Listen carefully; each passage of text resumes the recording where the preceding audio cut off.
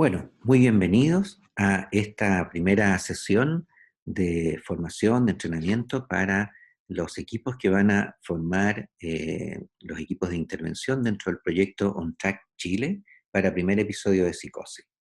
Vamos a revisar aspectos generales sobre el primer episodio de psicosis, específicamente con información en Chile.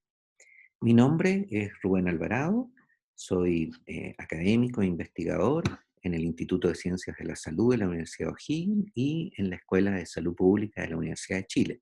Y soy el investigador principal de este proyecto.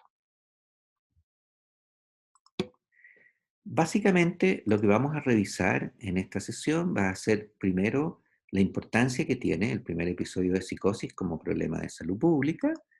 Vamos a continuación vamos a ver algunos de los antecedentes que tenemos de los diferentes estudios que hemos hecho en Chile. Vamos a revisar las características de los servicios nuestros, los servicios comunitarios de salud mental frente a este problema, cómo funcionan, sus fortalezas y debilidades. Y finalmente vamos a revisar por qué elegimos el modelo de OnTrack para adaptarlo y ponerlo en funcionamiento en Chile. ¿Ya? Comencemos entonces. Lo primero que uno se pregunta cuando está frente a un posible problema de salud pública es ¿cuál es la prevalencia del problema? ¿Cuánto es la magnitud del problema? Aquí ustedes tienen la cifra de lo que fueron los primeros estudios hechos sobre esquizofrenia de prevalencia poblacional hacia los años 90, o sea, ya hace 30 años atrás. Si ustedes se fijan, ¿no es cierto?, las prevalencias de vida, todas estas cifras son por 1000 personas, ¿eh? Las prevalencias de vida, las prevalencias de último año puntuales van a fluctuar entre 10, ¿no es cierto?, y 5 por 1000, lo que significa, ¿no es cierto?, 0,5 a 1 por 100, ¿no?, que es más o menos las cifras que actualmente manejamos para esta enfermedad. Y estoy tomando esquizofrenia porque hace 30 años atrás no se hablaba de primer episodio de psicosis. En realidad se hablaba en forma diferenciada de distintos tipos de diagnósticos en los cuales había un episodio psicótico. Por eso, aunque no todos los casos de primer episodio de psicosis, como ustedes saben, terminan siendo un diagnóstico de esquizofrenia, sin embargo, un porcentaje alrededor del 70% lo es. Entonces nos sirve como datos iniciales, ¿no?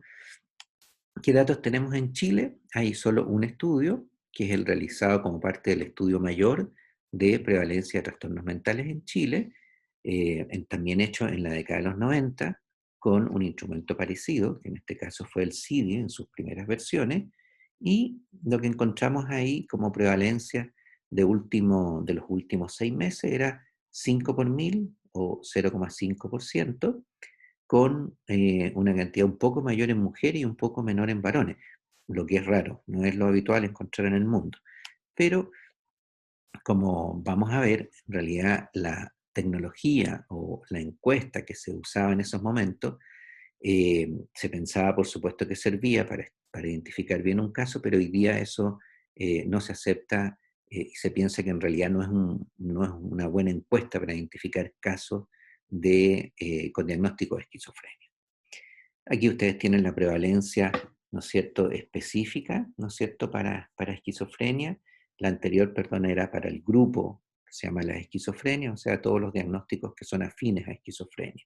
Y aquí la prevalencia de últimos 6 meses es de 3 por 1000 y la prevalencia de vida es de 9 por 1000. O sea, ustedes se fijan que más o menos anda similar a los datos que observamos para los otros países, y también aquí aparece un poco más alto en mujeres, pero no olviden lo que les decía respecto a las limitaciones de esta encuesta en particular, la que se usó para ese estudio, que es específico para esquizofrenia, no para los otros trastornos.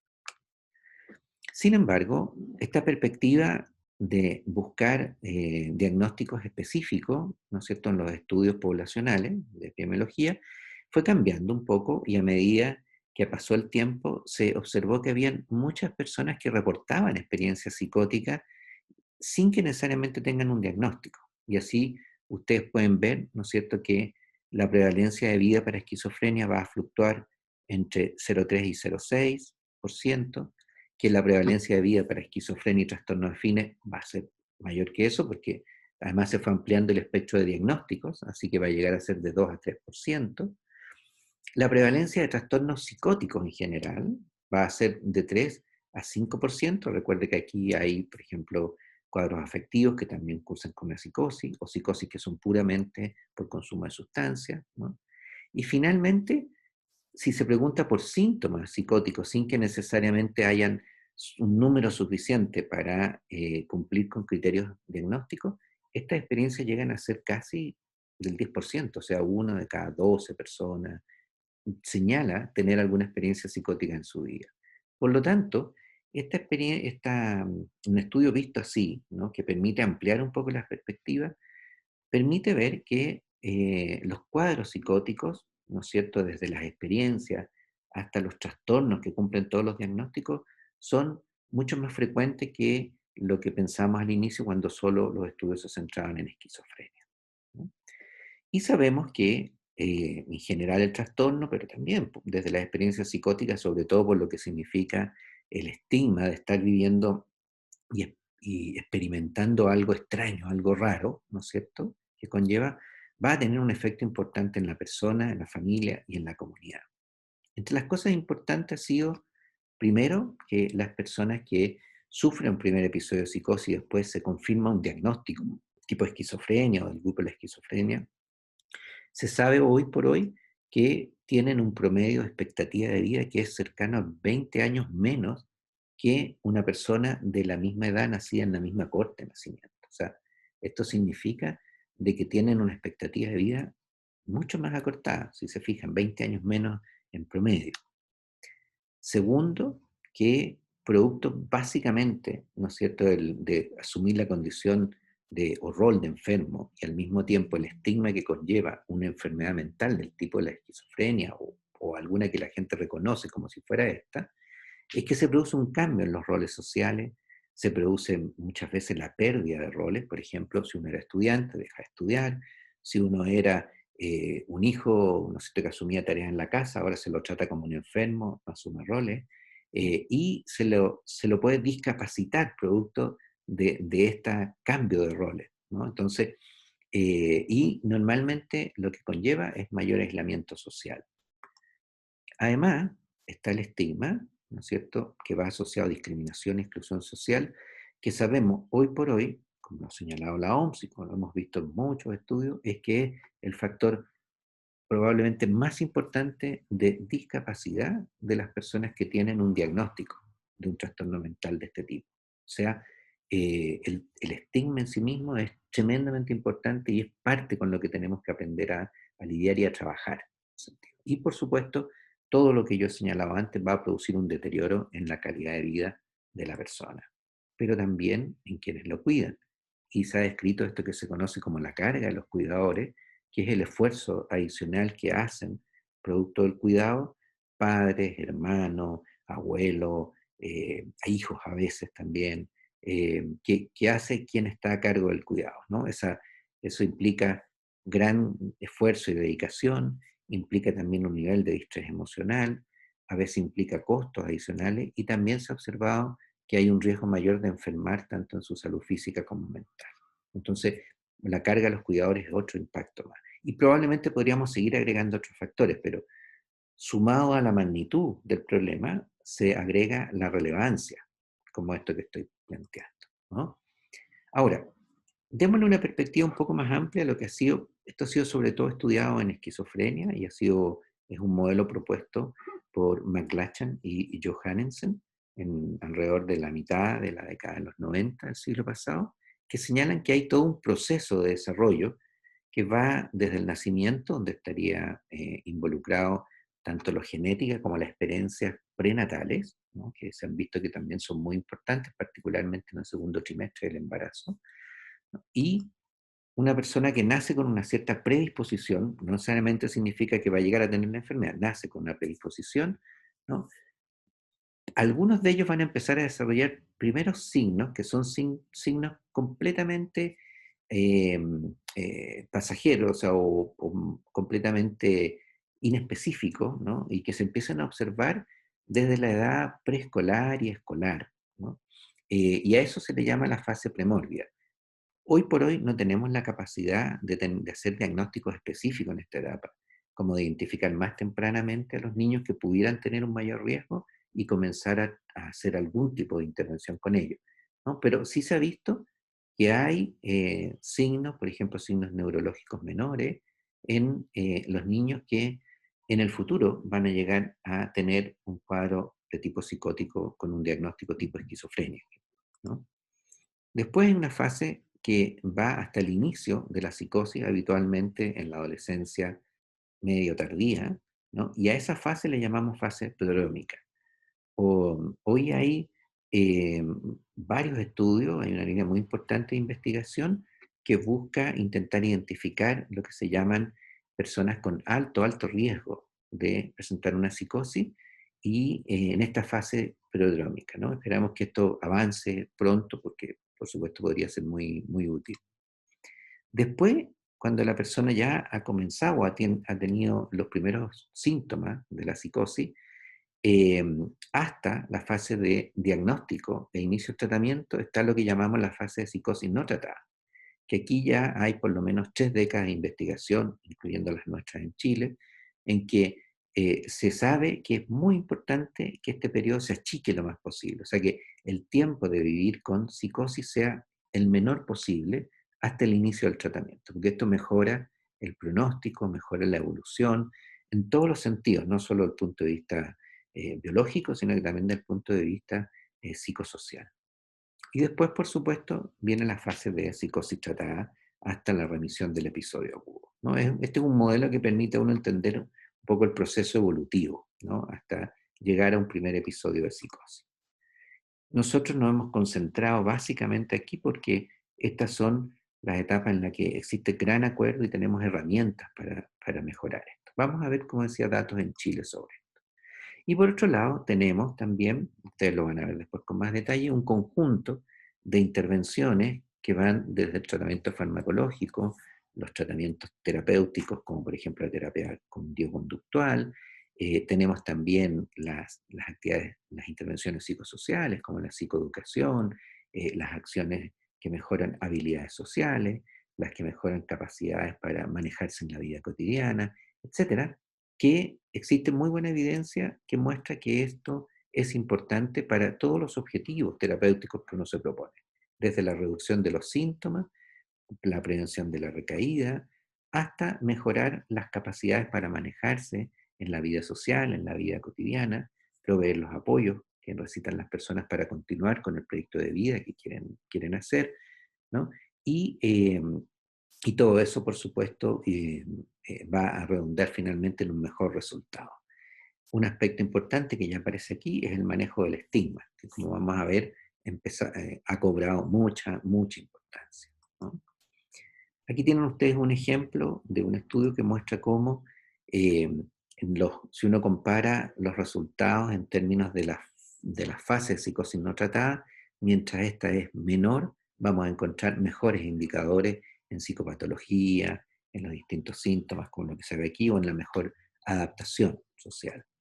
De igual forma, estos son los resultados de otro estudio más, ya con una revisión sistemática de diferentes estudios, que muestra que mientras menos tiempo haya habido de psicosis no tratada y se otorgue un tratamiento más precoz, los resultados son mucho mejores a los 6 y a los 12 meses, ¿no? Como se observa muy bien aquí, y al seguimiento de los 24 meses también en varios de los indicadores es mucho mejor.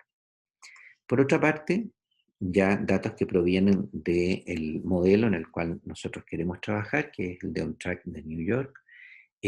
Aquí se puede ver en este slide y en el siguiente dos indicadores muy importantes.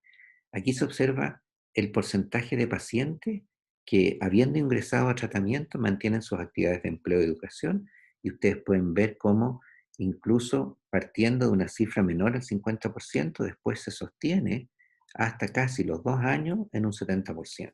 O sea, una integración en el mundo del empleo y la educación que es muy importante y que quisiéramos ojalá poder lograrlo nosotros. Aquí tienen ustedes otro indicador que tiene que ver con el porcentaje que no requirió ser hospitalizado en el aspecto gris, digamos, en el color gris dentro de cada columna, y ustedes pueden ver que en el seguimiento hasta casi los 2 años, alrededor del 90% no requirió ser hospitalizado. Por lo tanto, este es otro indicador tremendamente importante, como ustedes saben. Bueno, ¿qué sabemos sobre el primer episodio de psicosis en Chile? Estos estudios es uno de los primeros que realicé en el año 2004, con una muestra de alrededor de unos 50, fueron 48 usuarios específicamente que tenían diagnóstico de primer episodio, ¿no?, de psicosis. La mayoría después se le hizo diagnóstico de esquizofrenia, unos pocos trastorno bipolar, pero aquí ustedes pueden ver cómo fue la evolución en cada uno de ellos en términos de promedio. O sea, les preguntamos hacia atrás en forma sistemática por cada uno de los síntomas que están en la escala de la PANSS, que incluye psicopatología general, síntomas negativos y síntomas positivos. Y al rehacer la historia hacia atrás, importante, le preguntamos tanto a los usuarios como a sus cuidadores en forma independiente y después vimos la consistencia que había en eso. Entonces, en general, reconstruimos la historia y podemos ver que más o menos 1 año y medio antes de que se hiciera el diagnóstico, habían aparecido como primer síntoma un cambio como que la gente lo identificaba como en el área afectiva, que era la presencia de una depresión, probablemente un decaimiento, ¿no?, una cosa así. Alrededor del año empiezan a aparecer síntomas negativos, que incluyen la ansiedad también y la evitación social activa. Alrededor de los 6 meses aparece el primer episodio de psicosis. Esto es bien importante porque en Chile hemos estimado, en ese momento, estamos hablando ya más de 15 años atrás, estimábamos que el promedio de psicosis no tratada en el país era de 6 meses, ¿no? Recuerden esa cifra porque va a ser importante con otro dato que les voy a dar después. Y ahí empiezan a aparecer diversos síntomas positivos que empiezan a sumarse y por tanto ya van conformando un conjunto, ¿no?, que uno reconoce como un episodio psicótico, o sea, 6 meses antes del diagnóstico definitivo. ¿Cuáles son las razones por las que las personas consultaron y se hizo el diagnóstico finalmente? Noten ustedes que en su gran mayoría, más del 80%, es por síntomas positivos. Así que son esos los síntomas que la gente reconoce. No reconoce los cambios anteriores. Cuando uno pregunta retrospectivamente, claro, los cuenta, pero no, en el momento no los reconoce como un cambio importante de manera de que motiven una consulta, ¿no? Y cuando les preguntamos específicamente si habían tenido contacto con servicios, dónde lo habían hecho, ¿no?, es muy importante que casi todos ellos, 91,7%, habían tenido algún tipo de contacto. Casi el 90% entre el sistema público y la pequeña diferencia es con médicos en sus consultas privadas, ¿no? Pero la gran mayoría ha sido en el sistema público. ¿Qué pudimos encontrar? Que ellos habían tenido en promedio, o en la mediana en realidad en términos estadísticos, habían tenido 2,5 consultas previas a aquella donde se hizo el diagnóstico en el sistema público y 3,5 consultas si sumábamos además las consultas privadas. O sea, habían consultado, para recordarlo más fácilmente, como 3 veces antes de que se hiciera el diagnóstico, ¿no? Y eh, una cosa importante es que el diagnóstico de esquizofrenia se planteó en casi la mitad de ellos en algún momento, pero ellos dejaron de asistir y volvieron o fueron a otra parte dentro del mismo sistema a buscar o a confirmar el diagnóstico. ¿Por qué hacían esto? ¿No es cierto? Básicamente, cuando les preguntamos las razones, era, por un lado, el no querer aceptar o resistirse un poco al diagnóstico por parte del usuario y empezar a buscar otras opciones, buscar segundas opiniones. También las creencias de la familia sobre la enfermedad, que también lo llevaban a resistirse un poco a querer aceptar el diagnóstico, aceptar lo que ello implicaba. Y también nos señalaron algunas barreras de acceso al sistema de atención de salud. Eh, Particularmente en ese momento eran barreras de tiempos de espera, eran las más importantes. Pero las dos primeras que mencioné tienen que ver con el fenómeno del estigma, si ustedes se fijan. O sea, recibir el diagnóstico de esquizofrenia o de locura en general, que es con lo que se asume cuando hay psicosis, nos lleva inmediatamente a la idea de que la locura implica violencia, agresión o pérdida de la capacidad en la vida, etcétera, ¿no? Lo que sabemos hoy día que eso está muy lejos de ser cierto. ¿no? Entonces, es importante porque nos aparece de nuevo el fenómeno del estigma. Bueno, ¿era posible mejorar la detección temprana? ¿Logramos mejores resultados si efectivamente llegábamos antes? En Chile hicimos un estudio ya hace poco menos de 15 años atrás, el proyecto FONI, lo realizamos en 3 zonas del país, en la zona norte, ¿no es cierto? Y 2 en la zona, en la región metropolitana. En cada lugar tuvimos un centro de intervención y un centro de control, ¿no es cierto? Y en el centro de intervención hicimos un entrenamiento muy cortito, en realidad, del orden de 6 a 8 horas de duración, pero de manera muy aplicada en psicopatología y diagnóstico del primer episodio de psicosis. Y comparamos las tasas de detección de 2 años previos y el año siguiente a la intervención. Y por supuesto, comparamos entre los grupos en que habíamos hecho el entrenamiento y los grupos de control donde no habíamos hecho ningún entrenamiento, ¿no? ¿Y qué encontramos? Encontramos que la tasa de detección aumentó en 2,6 veces, fíjense, casi 3 veces, en los centros de intervención respecto a los que fueron de control, ¿no? Y esto, noten ustedes que se parece mucho a lo que nos señalaban en el otro estudio anterior, los usuarios cuando nos decían que habían consultado con una mediana de 2,5 veces antes en el sistema público. O sea, quiere decir que con una pequeña intervención en equipos de atención primaria, ¿no es cierto?, equipos generales, logramos aumentar prácticamente la detección a lo que sería todos los casos que están consultando, ¿no? Entonces, es una intervención fácil que está ahí presente y que podemos hacerla en Chile, ¿no? Y encontramos además otros resultados importantes. Primero, que logramos hacer que la red de derivación funcionara mucho más rápido. De hecho, logramos bajar a la mitad, ¿no es cierto?, el tiempo de espera en la derivación. Segundo, bajamos el tiempo de psicosis no tratada, bajó de 6 meses, recordarán ustedes que era el mismo promedio que encontramos en el estudio anterior, justamente 6 meses, en Chile lo bajamos a 4, que no es menor. Piensen en lo que significa 2 meses menos de vivir la experiencia de locura, de paranoia, de psicosis. O sea, solo eso es ya muy importante. También vimos que la intensidad del cuadro psicopatológico era prácticamente la mitad en términos del puntaje del avance. O sea, también era un cuadro mucho más atenuado. También eso es muy importante desde el punto de vista de la calidad de vida que está viviendo el usuario y su familia. ¿Cómo respondían los servicios, nuestros servicios de salud mental, particularmente los comunitarios? Fueron varios estudios que se los voy a ir contando ahora. El primero de ellos fue un estudio que hicimos en casi la mitad de los dispositivos del país, cuando se llevaba un año de la puesta en marcha del GES de primer episodio de esquizofrenia. Esto estamos hablando del año 2006, 2007. ¿Qué encontramos? ¿No? Esta tabla, aunque está en inglés, porque es parte de una publicación, lo que quiero destacar aquí, que lo que encontramos fue que, desde el punto de vista de las intervenciones más biomédicas con fármacos, estaban bien hechas, seguía la guía clínica y en general había una buena provisión, no había dificultad. Pero en el área de las intervenciones psicosociales, si ustedes se fijan, van a empezar a ser mucho menos. O sea, la psicoeducación al paciente, al usuario y la familia son las que más se realizan, pero solo en la mitad de los casos aproximadamente.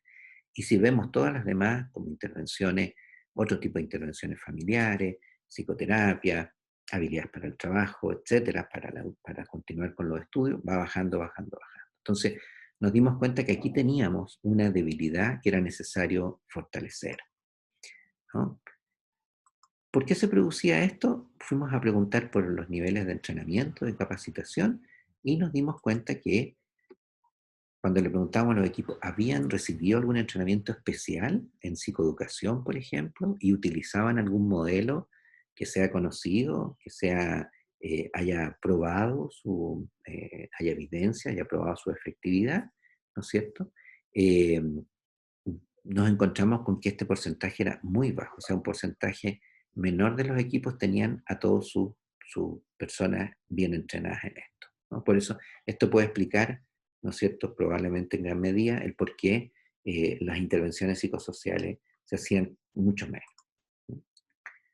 Después, eso nos llevó a realizar un estudio para poder ver qué sucedía esto en todo el país, y fue una evaluación de todas las redes, es una evaluación muchísimo más integral porque incluye otros aspectos como accesibilidad, disponibilidad, recursos humanos, etcétera, pero nos vamos a focalizar específicamente en los aspectos que nos interesan, ¿no? Esto fue hecho ya hace unos 10 años atrás y aplicamos un instrumento, que es un instrumento diseñado por la OMS, que es el ICMHC, ¿no? Que evalúa 10 aspectos de cuidados y a partir de eso, cuál es el grado de complejidad, ¿no es cierto?, o con que se otorgan estos cuidados, ¿no? ¿Qué encontramos nosotros como un dato importante, digamos? Que aquí les voy a mostrar dos que creo que son los más decidores. Que en términos de intervenciones farmacológicas y somáticas, fármacos en particular, la mayoría de los equipos puntuaba, fíjense, casi un 80%, con un nivel de complejidad máxima, o sea, con el mayor nivel de complejidad. Significa que estamos entregando los fármacos que correspondan, hay buena provisión, ¿no es cierto? Y es continuo, por lo tanto, los tratamientos. Sin embargo, cuando vamos al área de intervenciones más comunitarias, ni siquiera psicosociales, más comunitarias, que están orientadas a mejorar la vida, el día a día de las personas, noten ustedes que casi la mitad de los equipos no hacían nada o habían otro 16% que hacía cosas muy menores. Por lo tanto, prácticamente un 63%, ¿no es cierto?, no se hacía casi nada en este campo. Este es el campo donde empieza a aparecer nuestra falencia. Y cuando después construimos ciertos criterios para medir las redes en su conjunto, esta es la medición de las redes, o sea, todos los servicios del país, cada uno de ellos conformando su propia red, vemos que en general hemos avanzado en la construcción de dispositivos comunitarios como los COSAM, los ESAM, los hospitales de día, en fin, y por lo tanto es como lo que logra los mejores indicadores, ¿no? Un 44,3% del estándar que les fijamos en ese momento con un grupo de expertos, pero donde tenemos la mayor debilidad son en el desarrollo de una atención integral con énfasis en intervenciones psicosociales comunitarias, en la capacidad de actuar sobre lo que genera la discapacidad, como el estigma, o las medidas que apuntan a mejorar el día a día de las personas, y a propiciar una red de trabajo con participación de usuarios, de familiares, de organizaciones en la comunidad que estén interesadas en el tema. Estas son como las áreas más débiles nuestras, ¿no? Entonces, es importante porque estos son focos en donde nosotros vamos a querer colaborar en fortalecer nuestros equipos, ¿no? Esto se relaciona con otro proyecto que habíamos hecho antes, que es distinto a los que ya les he mencionado.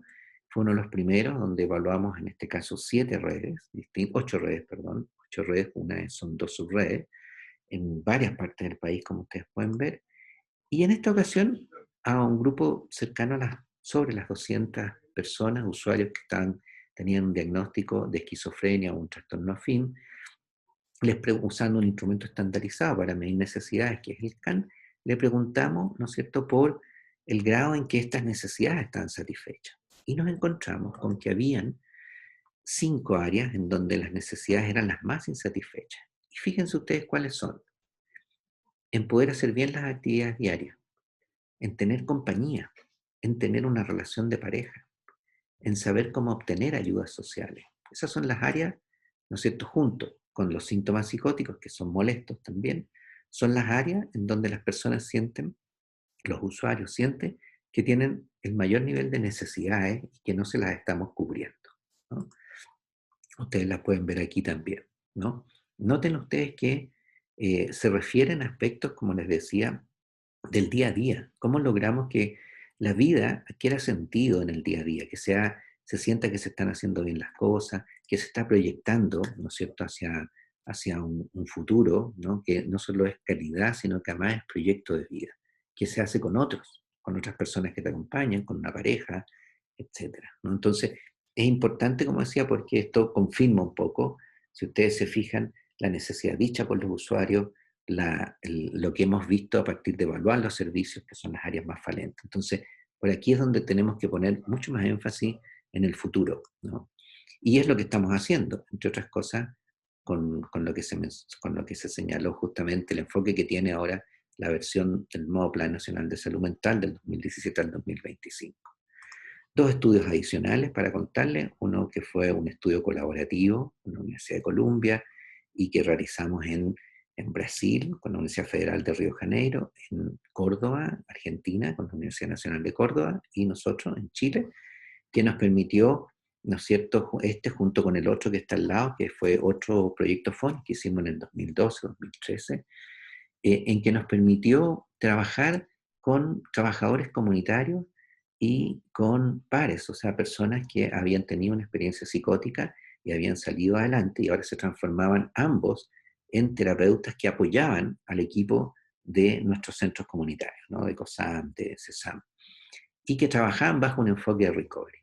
Aprendimos mucho de eso porque nos dimos cuenta de que un trabajo realizado con ellos en forma estructurada, en sus casas, en sus barrios, en sus comunidades, porque ahí es donde llegaban justamente a trabajar con cada uno de ellos, su familia, estos trabajadores comunitarios, los pares, y desarrollaban un plan de trabajo que tenía que ver con qué quería hacer la persona en su vida una vez saliendo de este episodio psicótico, donde la persona que actuaba en el rol de par le contaba su propia experiencia, algo que ninguno de nosotros como profesionales probablemente pueda hacer porque no ha vivido un episodio psicótico. Entonces él les contaba cómo había sido, qué habían sentido, cómo habían salido adelante. Eso es tremendamente importante, ¿no? Contar esa experiencia, compartirla con otros. Por eso aprendimos de estos proyectos el tremendo valor que tiene la incorporación, como decía, de otros trabajadores comunitarios con intervenciones como las que en otro momento podemos contarle un poco más, pero, y sobre todo de los pares, ¿no? Y aquí yo diría que esta es un área en que tenemos una deuda también en nuestro país y necesitamos en algún momento avanzar más, como ya se hace en Estados Unidos, como se hace en el modelo de track justamente, y también en otras partes del mundo, en países europeos, que han incorporado a pares como una persona más que forma parte del equipo de trabajo que apoya a una persona viviendo un episodio psicótico, ¿no? ¿Por qué nos fijamos en On-Track, Nueva York? Porque primero por una cercanía obviamente de trabajo, llevábamos mucho tiempo trabajando en Red América, con el equipo de la Universidad de Columbia, con quienes éramos co-investigadores principales, y ellos entonces trabajan en conjunto con el Instituto de Psiquiatría de Nueva York, Instituto Estatal de Psiquiatría de Nueva York, donde está inserto el programa On-Track, ¿no? Que se desarrolló específicamente para personas con primer episodio de psicosis.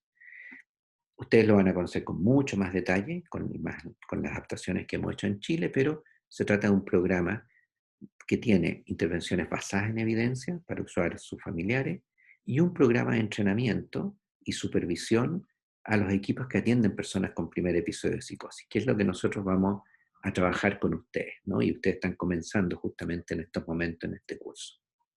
Los principios centrales del track que nos parecieron que eran tremendamente consistentes con lo que estamos y queremos desarrollar y fortalecer en Chile es el enfoque recovery o de recuperación, el construir fuertemente y cuidar el vínculo terapéutico, hacer una atención centrada en las personas, en las necesidades de las personas y por lo tanto en las necesidades específicas de cada uno de nuestros usuarios, y el modelo de decisiones compartidas, ¿no? Que significa aceptar que el usuario es quien toma finalmente su decisión, uno actúa como un consejero, que siempre va a estar abierto y dispuesto a apoyar cuando lo necesite, ¿no? Entonces, por eso este modelo nos gustó y nos parece que es muy importante. Entonces hemos hecho un proceso de adaptación, como que ustedes van a ir conociendo a continuación en este curso, y los invitamos entonces a seguir trabajando juntos, construyendo juntos este modelo en los próximos años. Así que muchas gracias